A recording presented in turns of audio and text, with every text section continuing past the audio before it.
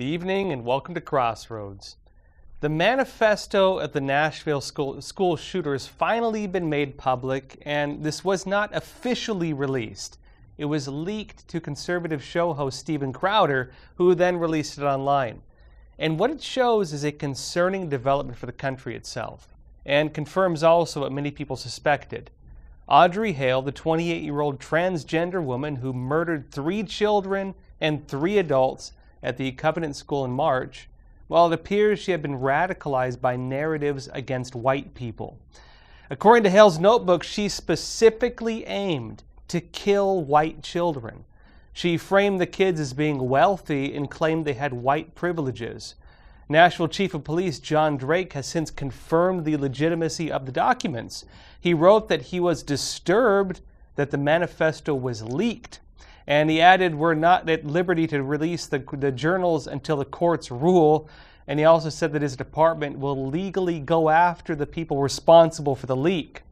Now, after the release, 7 Nashville police officers were put on administrative duty, allegedly to protect the integrity of the active, progressing investigation into who leaked the documents. But regardless, the leak exposed Hale's motivations, and they're raising now serious concerns both over why it was withheld from the public and what it shows about anti-white racism that is being pushed right now throughout the states in the U.S. Now, as we've been reportedly told by the pro-censorship lobby, it does seem, in fact, that words do have consequences, at least in this case. Many people commented after the documents were released that Hale, she was likely radicalized by hateful narratives being pushed all around the country. Elon Musk wrote that she was clearly mentally ill, but also clearly brainwashed into being a mass murderer by the system. Political commentator Gunther Eagleman, he responded saying, "The result of constant race baiting from the mainstream media." And Musk replied, "And in our schools and colleges." Ian Miles Cheong wrote, "Programmed/indoctrinated by CRT, DEI, anti-white decolonialism happening all over right now, most notably in South Africa, but liberals want to ignore it and pretend it isn't an issue." And he was referring, of course, to critical race theory and the agenda around so-called diversity, equity, and inclusion. Now, the findings raise some serious concerns, given that there have been an increase in numbers of crimes where it turns out, well, that murderers had expressed anti-white views, suggesting they were targeting people because they hated them based on their race, and it was white people. And they're targeting white people. And again, while this is becoming a discussion on the social level, news outlets and political actors, they've been writing it off. Crimes motivated by hate against white people are largely not being labeled as hate crimes. And since schools now teach that racism is about social status and economics, well, basically, and not about actual race, kids are being taught there's no such thing as racism when it's against white people. It's become a form of state-sanctioned hatred. Racism, right now, is being spouted from the system itself. And these hateful narratives are even being pushed in the public.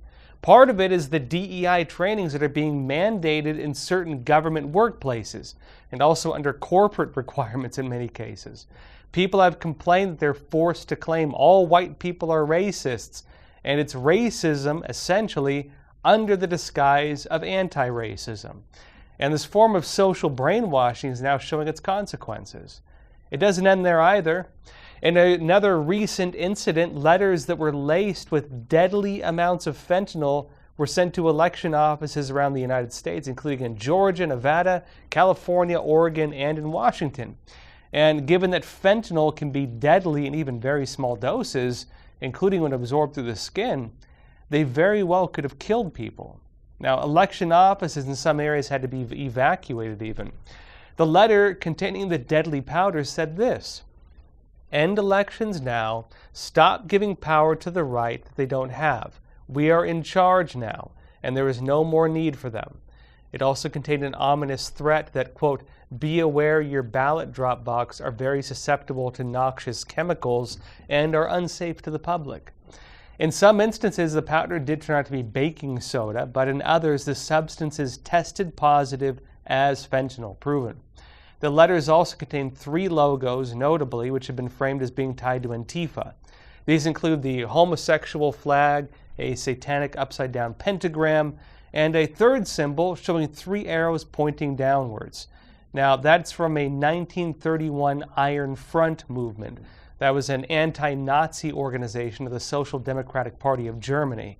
And it's been since used as a symbol of socialists and also anarcho-communists, and also by so-called anti-fascist organizations like Antifa.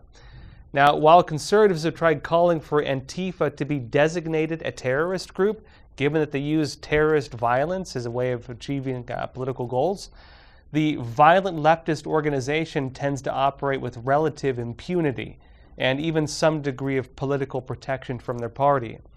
Of course, let's not forget about the socialist groups, including Democratic Socialists of America as well, that have been organizing protests against Israel and in many cases openly support Hamas.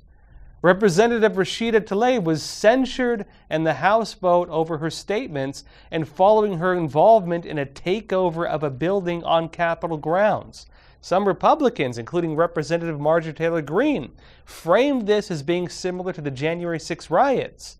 But the media and local law enforcement, they've largely excused it in this case. Now, in many instances, pro-Palestine protesters openly spread anti-Jewish hatred. This is from the political left, who had only recently been trying to preach to America about the problems of anti-Semitism. Lo and behold, where they're at now. And some Jewish groups are calling on universities to stop the anti-Jewish protests, given that some student protesters are openly calling for violence against Jews. And some students of Jewish descent have been too scared to even leave their rooms. Arkansas Attorney General Tim Griffin issued a public letter on Wednesday to Secretary of State Antony Blinken and also to Homeland Security Secretary Alejandro Mayorkas. It was co-signed by the attorneys general of 9 other U.S. states, and it called for better vetting of foreign student visa holders, noting that many of them have terror ties, and also noted that they're looking for anybody who may have supported terrorist organizations, calling for them to be expelled. Similarly, many critics have pointed to a recent incident where pro-Palestine protesters took over the Capitol office of Senator Kristen Gillibrand. They chanted, "Rise up for Palestine." Watch.